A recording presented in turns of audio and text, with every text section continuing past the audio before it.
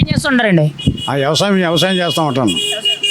మరి మంత్రి నారా లోకేష్ గారు ముఖ్యమంత్రి గారు కొడుకు, రాష్ట్రంలో 3వ స్థాయి నేత, తనకంటూ కూడా ఒక పెద్ద పేరు తెచ్చుకున్న నాయకుడు, మంగళగిరి ఎమ్మెల్యే. ఏంటి నారా లోకేష్ గారి పనితీరు ఎలా ఉందంటారు మీరైతే? పనితీరు ఫస్ట్లో కంటే ఇప్పుడు చాలా రాడ్ తేలాడండి.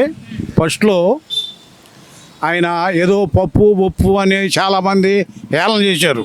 ఇవాళ ఆయన మాట తీరు చాలా క్లాసుగా ఉంది. ఆయన పనితీరు కూడా చాలా బాగా చురుగ్గా ఉంది. ఇవాళ లోకేష్ గారు చంద్రబాబు నాయుడు గారు కొడుకు అనిపించాడు. ఇవాళ ఆయన పాలన కూడా అలాగే ఉంది. 3 పదవుల్లో కాడ 3 వాటిల్లో కాడ ఆయన 3 నెరవేరుస్తున్నాడు. తండ్రికి తగ్గ రాజకీయ పరిణితి అనేది వచ్చిందంటారు. అంటే తండ్రి ప్రస్తుతం ఎంత పెద్ద రాజకీయ నాయకుడు అని మనకు తెలుసు, 40 ఏళ్ల చరిత్ర కలిగిన నాయకుడు. అటువంటి నాయకుడు, కడుపును పుట్టిన నాయకుడు ఈరోజు నాయకుడు తయారయ్యాడా? నాయకుడు ఫుల్గా తయారయ్యాడు. తేడా లేదు, దగ్గరలోకి వచ్చేసాడు.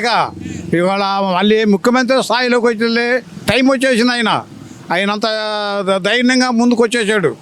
ఇవాళ చంద్రబాబు నాయుడు గారి కాడ ఈయన నా కొడుకు నిలబడతాడు అనే ధైర్యం ఆయన కాడ ఏర్పడింది. అంటే ఈ ఎన్నికల ముందు గత ప్రభుత్వంలో చాలామంది విమర్శలు చేశారు కదా, మరి అంటే మాట్లాడడం రాదు, రాజకీయాలకు చేతకాడు, లేదంటే పప్పు అని ఇలా రకరకాలుగా కొంచెం వెటకరంగా హేళన చేస్తూ మాట్లాడారు. మరి అటువంటి వాళ్ళకి ఏ విధంగా సమాధానం చెప్పాడంటారు? ఆ విమర్శలు చేసిన వాళ్ళందరూ ఇవాళ వాళ్ళు పప్పులో ఏదట్టు చేశాడు. వాళ్ళ పప్పులు చేశాడు. ఆయన మాట తీరులో, ఆయన ఉపన్యాసాలు ఏంటంటే వాళ్ళే పప్పు అవుతున్నారు. మరి ఫ్యూచర్లో సీఎం అవుతాడంటారా? తెలుగుదేశం పార్టీ కార్యకర్త ఎంత పెద్ద సమూహాన్ని నడపాలి కదా, మరి ఆయన ఒక సీఎం క్యాండిడేట్ అవుతాడంటారా? సీఎం క్యాండిడేట్ అని 100కి 100 అనుకుంటున్నామండి మేము. ఆయన అవుతాడని తప్పకుండా అనుకుంటున్నాం మేము. తండ్రి తగ్గ తనయుడు, ఆయన బాగా డెవలప్ అవుతున్నాడని మేము అనుకుంటున్నాం. ఆయన విద్యాశాఖ మంత్రి ప్లస్ ఐటీ శాఖ మంత్రి. ఎలా ఉంది ఈ శాఖల్లో అభివృద్ధి, ఏం జరుగుతుంది, ఆయన ఎలా చేస్తున్నాడు అంటారు? ఇవాళ విద్యాశాఖ మంత్రిగా మరి స్కూళ్ళు కానీ పిల్లలకి ఈ యూనిఫామ్ కానీ పుస్తకాలు కానీ అన్నీ సక్రంగా అందుతున్నాయి. ఇవాళ అన్నీ ఫుడ్ కానీ మధ్యాహ్నం ఫుడ్ కానీ అన్నీ చాలా సక్రంగా అందుతున్నాయి. తర్వాత తల్లికి వందనం, మొన్న మధ్యనే తల్లికి వందనం ఇప్పుడు 3 కితాలుగా పడిపోయినాయి. ఎంతోమంది లేదు ఇక పడవు, ఇక డబ్బులు రావు అనుకున్న వాళ్ళంతా ఇవాళ ఒక్కొక్కరు తలకాయలు ఉంచుకు తిరుగుతున్నారు. అంటే ఎన్నికల ముందు చాలా హామీలు ఇచ్చారు, యువకాలం పాదయాత్రలో కానీ అంతకుముందు కానీ హామీలు ఇచ్చారు. 20 లక్షల ఉద్యోగాలు ఇస్తామన్నారు. మరి ఆ దిశగా ఇక్కడ ఆయన చెప్పిన మాట ప్రకారంగా జరుగుతుందంటారు? 20 లక్షల ఉద్యోగాలు వచ్చే అవకాశం కనబడుతుందా? ఇప్పుడు కొంచెం స్లో అవుతుంది కానీ మొత్తం చేస్తాడండి. ఆయన అనుకున్నవన్నీ మొత్తం కంప్లీట్గా ఒక్కొక్కటి నెరవేర్చుకుంటూ వస్తున్నాడు. ఆయన ఇప్పుడు బస్సులు ఫ్రీ అన్నాడు, బండలు సిలిండర్ ఫ్రీ అన్నాడు, అవన్నీ ఇచ్చేస్తాడు. తల్లికి వందనం అన్నాడు, ఐకాడ పడిపోయినాయి. ఇప్పుడు ఉద్యోగాలు అన్నారు, ఐకాడ స్లోగా వస్తాయి. ఒకే తడవ ఎవరు చేయలేరు. ఒక్కొక్కటి స్లోగా వచ్చేస్తాయి. అది కూడా తొందరలోనే ఉద్యోగాలు కూడా తొందరలోనే వచ్చేస్తాయి. ఏం పర్లేదు, ఇంకా 2 సంవత్సరాల టైం ఉంది. ఈ 2 సంవత్సరాల్లో మొత్తం భర్తీ చేస్తాడని మేము కోరుకుంటున్నాం. విద్యాశాఖ మంత్రి ప్లస్ ఐటీ శాఖ మంత్రిగా ఉన్న నారా లోకేష్ గారి మీద మీ అభిప్రాయం ఏంటి? ఆయన పరిపాలన ఎలా ఉంది? ఆయన విధి విధానాలు ఎలా ఉన్నాయి? మీరేమంటారు పబ్లిక్గా? ప్రజల్లో మంచి చైతన్యాన్ని తీసుకొస్తానికి లోకేష్ గారు చాలా కృషి చేస్తున్నారు. ఐటీ మినిస్టర్గా ఈ వైసీపీ హయాంలో ఉన్న గుడివాడ అమర్నాథ్ వాళ్ళు చేశారు, కానీ ఎందుకు గుడ్లు అమ్ముకుంటాకి తప్పితే ఏమీ లేదు. గుడ్లు అమర్నాథ్ అనేవాళ్ళు ఇది ప్రపంచం మొత్తం తిరిగి కంపెనీలని, యువతకి ఉద్యోగాలు కోసం కంపెనీలని ఆంధ్రాకి రప్పిస్తున్నారు. మీకైతే పర్సనల్గా ఎలా అనిపించింది ఆయన పనితీరు? అంటే ముఖ్యమంత్రి గారు కొడుకు విషయం అనేది పక్కన పెడితే, ఒక నాయకుడిగా, ముఖ్యంగా ఒక పార్టీకి రాబోయే తరానికి కాబోయే నాయకుడిగా, ఒక మంత్రిగా, ఒక ఎమ్మెల్యేగా ఎలా ఉందంటారు మీకు పర్సనల్గా? రాబోయే తరానికి ముఖ్యమంత్రిగా కూడా అయ్యే సీన్లు కూడా ఉండే అంత ఇదిగా వర్క్ కూడా చేస్తున్నాడు. ఐటీ మినిస్టర్గా ఉండి కూడా కంపెనీలను కూడా ఆంధ్రాకి బాగా తీసుకొస్తున్నాడు. అది చాలా గొప్పతనం. అవుతాడంటారా? నెక్స్ట్లో ఏదో ఒక టైంలో, ఏదో ఒక సమయంలో ఖచ్చితంగా ఆయన సీఎం అవుతాడంటారా? ఆ క్యాపబిలిటీ కానీ, శక్తి సామర్థ్యాలు ఆయనకు ఉన్నాయంటారా ఈ క్యాడర్ని అంతా నడిపించుకొని ముందుకు వెళ్ళడం? మా కోరిక ఆయన అవ్వాలనే ఉంది. మా కోరిక ఆయన గారు అవ్వాలనే ఉన్నది. ప్రజలను కూడా ఎంతో ఆప్యాయంగా పలకరిస్తాం, వాళ్ళతో సెకండ్లు తీసుకుంటూ వాళ్ళ సమస్యలను పరిష్కరిస్తాం. దాని గురించి చాలా అంత ఇదిగా చేసి మినిస్టర్ కనపడలేదు నాకు. టీడీపీలో కూడా చాలామంది ఎమ్మెల్యేల దగ్గరికి వెళ్ళాలంటేనే చాలా కష్టంగా ఉంటుంది. అలాంటిది స్వయంగా వచ్చి మన గురించి మనం కనపడంగా సెకండ్ ఇస్తాం, మన సమస్యను పరిష్కారం చేస్తానికి ఆయన ఎంతో ఓపిక అయ్యి చేస్తున్నాడు. చాలా బెస్ట్. మరి మంత్రిగా ఎలా ఉందంటారు? అంటే పెట్టుబడులు తీసుకురావడం కానీ, ముఖ్యంగా ఉద్యోగ అవకాశాలు ఇచ్చే విషయంలో కానీ, లేదంటే విద్యాశాఖలో వచ్చిన మార్పుల విషయంలో కానీ ఎలా అనిపిస్తుంది మీకు? 20 లక్షల కోట్లు పెట్టుబడులు తీసుకొచ్చి 20 లక్షల ఉద్యోగాలు ఇప్పిస్తానికి ఎంతో కృషి చేస్తున్నాడు. ఇతర దేశాలు మొన్నటిదాకా బ్రిటన్ అటు కూడా తిరిగి కంపెనీలు కూడా తీసుకొస్తానికి కృషి చేస్తున్నారు. ఈ 3 సంవత్సరాల్లో 20 లక్షల ఉద్యోగాలు కంపల్సరీగా యువతకి ఇస్తాడనే కోరిక మాకు చాలా నమ్మకం ఉంది యువతలో. మరి తెలుగుదేశం పార్టీ అనేది ప్రస్తుతం రాష్ట్రంలో అతిపెద్ద పార్టీ, ముఖ్యంగా 3-4 తరాలు చూసిన పార్టీ. ఇటువంటి పార్టీకి రాబోయే రోజుల్లో పార్టీ అధినేతగా పార్టీ బాధ్యతలన్నీ తన చేదెక్కించుకొని ఈ కేడర్ను ముందుకు తీసుకెళ్లి శక్తి సామర్థ్యాలన్నీ నడపగలరా? ఆయన ఏదో ఒక రోజు ఈ పార్టీని తన అంటే చంద్రబాబు గారి స్థాయిలో నిలబడి చేయగలరంటారా పార్టీని ముందుకు తీసుకెళ్లే విషయంలో? కంపల్సరీగా ఆ పని చేయగలడు. కంపల్సరీగా ఈయన్ని ఇతర వైసీపీ బ్యాచ్ ఎన్ని రకాలుగా పప్పు సొద్దని అని రకరకాలుగా మాట్లాడారు. అయితే ఈ రోజుని మినిస్టర్గా గెలిచిన తర్వాత, ఎలక్షన్లో గెలిచిన తర్వాత ఎంత ఇమేజ్ని సంపాదించుకున్నాడు ప్రజల్లో, అంత ప్రజల్లో కూడా ఆయన అంటే అంత నమ్మకం ఉంది. తెలుగుదేశం పార్టీకి ఈ 4-5 దశాబ్దాలుగా ఎంతో కృషి జరుగుతుంది. ఈ తెలుగుదేశం క్యాడర్ కూడా చాలా గొప్పతనంగా నడుపుతున్నాడు, ఆయన నడపగలడు. ఇక్కడ ప్రధానంగా చూసుకుంటే ఎన్నికల ముందు అంటే గత ప్రభుత్వ హయాంలో వైసీపీ నాయకులు ఎంతోమంది నారా లోకేష్ గారిని వెటకారించారు. ముఖ్యంగా తెలుగు మాట్లాడడం రాదు, తండ్రి చాటు బిడ్డ, రాజకీయాలకు అనవసరం, ముఖ్యంగా పప్పు అనే విధంగా ఇలాగే హేళన చేస్తూ మాట్లాడారు. మరి ఆ రోజుకి ఈ రోజుకి నారా లోకేష్ గారిలో ఏం మారింది? అసలు ఏం ఆయన నిరూపించుకోగలిగారంటారు? అప్పటికప్పటికి తేడా అయితే మీరేం గమనించారు? యువగాళం పాదయాత్రలో ఎన్టీ రామారావు గారు 82లో పార్టీ పెట్టినప్పుడు రథయాత్ర చేశాడు. రథయాత్ర చేసి ప్రజల యొక్క కష్ట సుఖాలని స్వయంగా ఆ రథయాత్రలో ఉండి పంచుకున్నాడు, వాళ్ళని తెలుసుకున్నాడు. అట్లాగే యువగాళం పాదయాత్ర చేస్తా కూడా ప్రజల యొక్క కష్ట సుఖాలు ఏంటమ్మా మీరు అడగండి, నేను చేస్తాను, నాన్నగారికి చెప్పి నేను మీకు అవసరమైన నేను చేయగలను, చేస్తానని ప్రజల కష్ట సుఖాలను తెలుసుకొని రెడ్ బుక్లో రాసుకొని ఆ పరిపాలనని ఆ రకంగా నడిపిస్తున్నాడు. ముందు కూడా ఈ కేడర్ని చాలా గొప్పతనంగా నడిపిస్తాడని, పార్టీ యొక్క బాధ్యతలు తీసుకున్నా కానీ చాలా గొప్పగా నడిపిస్తాడని నమ్మకం ఉంది. విద్యాశాఖ ప్లస్ ఐటీ శాఖ మంత్రి నారా లోకేష్ గారి పనితీరు ఎలా ఉందంటారు? అసలు మీ అభిప్రాయం ఏంటో పబ్లిక్గా? విద్యాశాఖ మంత్రి గారు పిల్లలను కానీ ఉద్యోగాల విషయం కానీ చాలా బేసిక్గా చేస్తున్నారు సార్. ఆయన్ని తప్పుపడే విషయంలో ఎక్కడా లేదు. విద్యాశాఖ మంత్రి గారు నారా లోకేష్ గారు మన ఆంధ్ర రాష్ట్రానికి వచ్చేసరికి అన్న చాలా అభివృద్ధి, డిఎస్సి అన్నీ చాలా చేస్తున్నారు సార్. ఇప్పుడు విద్యాశాఖ మంత్రి కాబట్టి పిల్లల కోసం చాలా ఆలోచిస్తున్నారు సార్. మరి ఎలా అనిపిస్తుంది మీకైతే పర్సనల్గా నారా లోకేష్ పనితీరు చూసిన తర్వాత మీరేమంటారు? ఎలా అనిపిస్తుంది మీకు? మన సీఎం గారు కొడుకని కాకుండా గర్వంగా అనిపించకుండా నాన్ లోకల్ వ్యక్తిగా నారా లోకేష్ గారు అందరినీ పలకరించుకుంటూ నానా విషయాల్లో పట్టించుకుంటూ విద్యార్థుల సమస్యలు తీర్చుకుంటూ తల్లికి వందనం వేశారు. అన్ని సమస్యలు తీర్చుకుంటూ ఒక్కొక్కటి అభివృద్ధి చేసుకుంటూ పైకి వస్తున్నారు సార్. మరి మీకైతే నమ్మకం ఉందా ఫ్యూచర్లో ఈయన ఏదో ఒక రోజు తెలుగుదేశం పార్టీని ముందుకు తీసుకెళ్ళగలడు, పార్టీని నడపగలడు, ముఖ్యమంత్రి అయ్యే అవకాశం ఉందంటారా మీరైతే? నారా లోకేష్ గారు తెలుగుదేశం పార్టీని ముందుకు తీసుకెళ్తారని నాకైతే పూర్తి నమ్మకం ఉంది సార్. ఎందుకని అంటారు? ఎందుకంటే ఐటీ శాఖ మంత్రి కాబట్టి, చదువుకున్న విద్యాశాఖలో విద్యా మంత్రులు కాబట్టి పిల్లల్ని అభివృద్ధి చేసుకోవటం, నాన్ లోకల్ని అన్ని చూసుకోవటం, మన ఆంధ్ర రాష్ట్రానికి ప్రతి ఒక్కరిని పెట్టుబడులు పెట్టడానికి లోన తిరిగి కష్టపడి నారా లోకేష్ గారు కష్టపడి పనిచేస్తున్నారు సార్. అయితే మీకైతే ఆయన పనితీరు నచ్చిందంటారా? నచ్చింది సార్.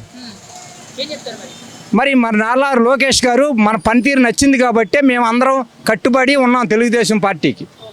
మరి కూడా ప్రస్తుతం చూసుకుంటే నారా లోకేష్ గారి మీద గతంలో చాలా విమర్శలు వచ్చాయి. అంటే ఎలక్షన్ ముందు ఆయన వైసీపీ అధికారంలో ఉండేటప్పుడు ఇతను రాజకీయాలకు పనికిరాడు, వేస్ట్ ఆఫ్ ది క్యాండిడేట్, లేదనంటే పప్పు అని, తండ్రి చాటు బిడ్డ అని, తెలుగు మాట్లాడడం కూడా రాదని చెప్పి అవహేళన చేశారు కదా. మరి ఈరోజు ఆయన మాట్లాడే తీరు, పరిపాలన చూసిన తర్వాత మీరేమంటారు? మరి అవన్నీ ఉత్తు మాటలు సార్. పప్పు అనే మాటలు ఉత్తు మాటలు. ఎవరైనా దమ్ముగల ఉంటే పప్పు అని రమ్మనండి లోకేష్ గారి దగ్గరికి, ఎవరు రాలేరు. ఇవాళ తెలుగు మాట్లాడుతున్నాడు. ప్రతి ఆడబిడ్డకి అండగా నిలబడ్డాడు లోకేష్ గారు, ప్రతి విద్యార్థికి అండగా నిలబడ్డాడు లోకేష్ గారు, ప్రతి నాయకుడికి నిలబడ్డాడు అండగా లోకేష్ గారు. ఎవడో పప్పు అని ఎవరో ఎర్రిపక్కలోడు అంటాడు సార్. మంత్రి నారా లోకేష్ గారు ఎలా ఉంది పనితీరు? అసలు ఏంటి ఈ 2 ఏళ్లలో ఆయన సాధించింది ఏంటి? ఆయన పనితీరు ఎలా ఉంది? మీరేం చెప్తారు ఒక పబ్లిక్గా? మంత్రి నారా లోకేష్ బాబు గారు ఈరోజు గత ప్రభుత్వం అనేక విధాలుగా మాట్లాడారు. ఒకే మాట ఉదాహరణ తీసుకుంటే వైసీపీ ప్రభుత్వం వాళ్ళు పప్పు అనేవాళ్ళు. ఈరోజు పప్పు అనేది నిప్పులాగా రాష్ట్రంలోనే అనేకమైన పరిశ్రమలు తీసుకురావటం కానీ క్యాడర్ని ముందుకు సాగిటం కానీ కార్యకర్తలు ఉల్లాసపరచడానికి కానీ ఈరోజు రాష్ట్రంలో 4 మూల నుంచి పరిశ్రమలు తీసుకొచ్చి అనేక రకాలుగా రాష్ట్ర అభివృద్ధి కోసం నిరంతరం ఉదయం 6 గంటల నుంచి రాత్రి 10 గంటల వరకు కూడా కష్టపడుతూ తన సహాయ మంత్రులు ఉన్నటువంటి మంత్రులను కూడా ముందుకు కొనసాగిస్తూ చంద్రబాబు నాయుడు గారికి చేదోడు వాదోడుగా ఉంటూ రేపు తరానికి యువతర భవిష్యత్తు నాయకుడు నారా లోకేష్ బాబు గారు, రేపు కాబోయే సీఎం నారా లోకేష్ బాబు గారు. మరి మంత్రి నారా లోకేష్ గారు, విద్యాశాఖ ప్లస్ ఐటీ శాఖ మంత్రి నారా లోకేష్ గారి పనితీరు ఎలా ఉంది, మీరేమంటారు దీనికోసం? నారా లోకేష్ గారి పనితీరు చాలా బాగుందండి. నారా లోకేష్ గారు ఐటీ విద్యాశాఖ మంత్రిగా బాధ్యతలు చేపట్టినాక కంపెనీలు తీసుకొచ్చారండి. ముందు ఆయన తెల్లారులేత్తు ఉరుకుల పరుగుల మీద విదేశాలకు వెళ్ళి ఫారినర్స్తో మీటింగ్స్ పెట్టేసి ఈ పాత గవర్నమెంట్లో జగన్మోహన్ రెడ్డి గవర్నమెంట్లో ఎల్లగొట్టిన కంపెనీలన్నీ తీసుకొచ్చి యువతకు భరోసా కల్పిస్తున్నాడు. ఈ కంపెనీలు వస్తే ఉద్యోగ అవకాశాలు వస్తాయి యువతకి, చదువుకునే యువతకి. ఇప్పుడు ఫారిన్ వెళ్ళాల్సిన అవసరం లేదు, పక్క స్టేట్లకు వెళ్ళాల్సిన అవసరం లేదు. మన రాష్ట్రంలో మన లోకేష్ గారు తీసుకొచ్చిన కంపెనీల్లోనే మన యువత ఉద్యోగాలు చేసుకుంటా పేరెంట్స్కి కళ్ళెదురుగా ఉంటారు. ఇప్పుడు పేరెంట్స్ ఫారిన్ అటు వెళ్తే వాళ్ళ కోసం ఎదురు చూస్తూ ఉంటారు. ఏ మంచికి చెడు కూడా రావడానికి ఇబ్బంది పడుతున్నారు, అవకాశం లేదు. ఇప్పుడు ఈ కంపెనీలు వచ్చి యువతకు ఉపాధి అవకాశాలు వస్తే ఇక్కడ ఏపీలో ఉన్న యువత అంతా ఈ కంపెనీలో ఉద్యోగాలు చేసుకుంటా పేరెంట్స్ కళ్ళెదురుగా ఉంటారండి. పేరెంట్స్ కూడా చాలా హ్యాపీగా ఉంటారు. మీకైతే పర్సనల్ ఎలా అనిపించింది ఆయన పనితీరు? అంటే ఆయన అధికారంలోకి వచ్చి 2 ఏళ్ళు అయింది, అంతకుముందు ఓడిపోయారు, ఫస్ట్ టైం ఎమ్మెల్యే అయ్యారు. అసలు ఆయన పనితీరు ఎలా ఉంది, మంత్రిగా కానీ ఎమ్మెల్యేగా కానీ? ఆయన పనితీరు మొత్తం చాలా బాగుందండి. ఆయన ఏంటంటే ఒక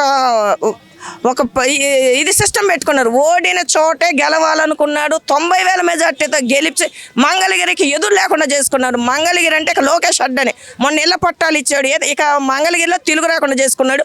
కొంతమంది సన్నాసులు నువ్వు పప్పు అని ఎగతాళి చేశాడు. పప్పు నువ్వాల నిప్పు కనికై చెలరేగిపోతుందండి. ఇవాళ ఒక్కొక్కళ్ళ గుండెల్లో దడొస్తుంది. లోకేష్ అంటే వాళ్ళ గుండెలో లబ్డబ్ అంటల వాళ్ళ గుండెల్లో లోకేష్ ఆడొక భయం వచ్చారు. గుండెలో రైలు పరిగెత్తున్నాయి లోకేష్ పేరింటే. అంటే గతంలో ఎన్నికల ముందు కానీ వైసీపీ అధికారంలో ఉండేటప్పుడు లోకేష్ గారిని చాలా రకాలుగా వ్యక్తిగతంగా విమర్శించారు. అంటే బాడీ లాంగ్వేజ్ దాని గురించి కానీ, పప్పు అనడం కానీ, లేకపోతే మాట తీరలేదు, తండ్రికి తగ్గ తనయుడికి అసలు రాజకీయాల్లో పనికిరాడు అనే విధంగా హేళన చేస్తూ మాట్లాడారు కదా. మరి ఈరోజు ప్రస్తుత పరిస్థితులు చూసేటప్పటికి అప్పటికి ఇప్పటికి ఏం మారిందంటారు లోకేష్లో? చాలా మారిందండి. బాడీ షేమింగ్ చేసినందుకు బాడీ మారింది. ఆయన లాంగ్వేజ్ మాట ఆయనండి స్టాన్ఫర్డ్ యూనివర్సిటీలో చదివి వచ్చారండి అమెరికాలో. ఇంగ్లీష్ మీడియం, కొద్దిగా తెలుగు మాట్లాడుతూ ఇంగ్లీష్ మీడియం చదివిన వాళ్ళకి ఎవరికైనా ఉంటుంది.